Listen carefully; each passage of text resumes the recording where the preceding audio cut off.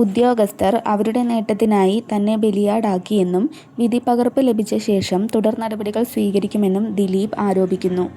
ഗൂഢാലോചനയെക്കുറിച്ച് അന്വേഷിക്കണമെന്നാണ് ആവശ്യം. പ്രത്യേക സംഘം മുഖ്യമന്ത്രി ഉൾപ്പെടെ തെറ്റിദ്ധരിപ്പിച്ചെന്നും ദിലീപ് വ്യക്തമാക്കുന്നു. ഉദ്യോഗസ്ഥർ അവരുടെ നേട്ടത്തിനായി തന്നെ ബലിയാടാക്കിയെന്നും വിധിപ്പകർപ്പ് ലഭിച്ച ശേഷം തുടർ നടപടികൾ സ്വീകരിക്കുമെന്നും ദിലീപ് ആരോപിക്കുന്നു. അതേസമയം കേസിൽ വിധിപ്പകർപ്പ് കാത്തിരിക്കുകയാണ് പ്രോസിക്യൂഷൻ. 12-ാം തീയതിയിലെ ശിക്ഷാവാദത്തിനു ശേഷമേ വിധിപ്പകർപ്പ് ലഭ്യമാകുകയുള്ളൂ.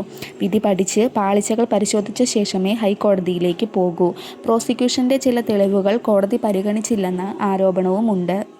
കേസിലെ 8-ാം പ്രതിയായ ദിലീപിനെ കുറ്റവിമുക്തനാക്കിയിരുന്നു. പൾസർ സുനി അടക്കം 6 പ്രതികളാണ് ജയിലിലേക്ക് പോകുക.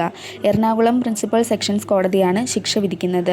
കുറ്റത്തിൽ നേരിട്ട് പങ്കെടുത്തവരാണ് പ്രതികൾ. 1-ാം പ്രതി പൾസർ സുനി, 2-ാം പ്രതി മാർട്ടിൻ ആന്റണി, 3-ാം പ്രതി മണികണ്ഠൻ, 4-ാം പ്രതി വിജീഷ് വിപി, 5-ാം പ്രതി വടിവാൾ സലീം, 6-ാം പ്രതി പ്രദീപ് എന്നിവരെ കുറ്റക്കാരാണെന്ന് തെളിഞ്ഞിട്ടുണ്ട്.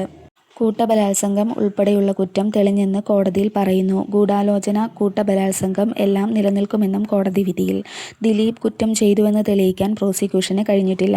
7, 8, 9 പ്രതികളെയാണ് കോടതി വെറുതെ വിട്ടത്. 7-ാം പ്രതി ചാർലി തോമസ്, 9-ാം പ്രതി സനിൽ എന്നിവരാണ് കുറ്റവിമുക്തരായത്. പ്രതികൾക്ക് സഹായമൊരുക്കിയെന്നതായിരുന്നു 9-ാം പ്രതിക്കെതിരായ കുറ്റം. കേരളത്തെ നടുക്കിയ കേസിൽ 7.5 വർഷത്തെ വിചാരണയ്ക്ക് ശേഷമാണ് വിധി പറയുന്നത്. 2017 ഫെബ്രുവരി 17-നാണ് അങ്കമാലി അത്താണിക്ക് സമീപം ഓടിക്കൊണ്ടിരുന്ന കാറിൽ നടി ആക്രമിക്കപ്പെട്ടത്.